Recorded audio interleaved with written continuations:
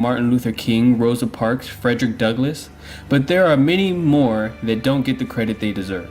We have just 5 of them for you today. But first, don't forget to subscribe to our channel and ring the bell so you don't miss out on any future videos. Also, let us know in the comments about your thoughts on this episode and any future videos you would like us to create.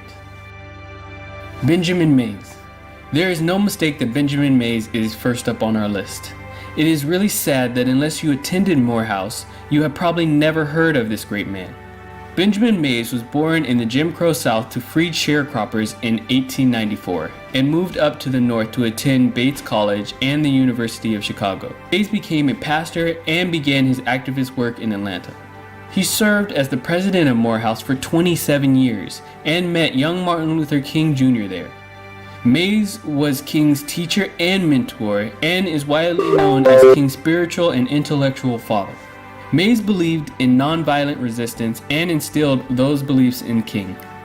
He also helped construct the civil rights movement in the South, and during his presidency at Morehouse, attendance quadrupled in size. Mays also presided over the Atlanta Board of Education after Morehouse. There he initiated the desegregation of Atlanta's school system.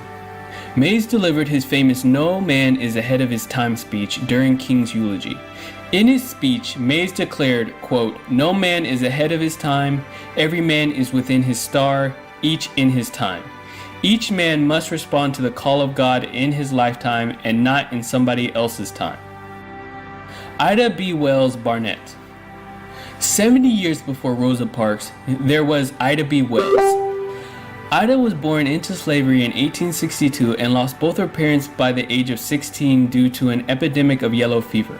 At the age of just 22, Ida refused to give up her first-class seat on the train and was dragged out by 3 men. She sued the railroad company and won $500, a considerable amount in 1884. But the railroad company appealed the Tennessee Supreme Court and got the ruling reversed. Deeply hurt by the ruling, but encouraged by the attention her case got after she wrote about it in a black newspaper, Ida decided to become a writer. After being fired from her teaching job for writing an article that criticized the condition of black schools in the region, Ida dove deep into journalism. She investigated and wrote about lynchings in Memphis until her newspaper office was burned to the ground. Her office might have been burned, but Ida never stopped writing about lynchings.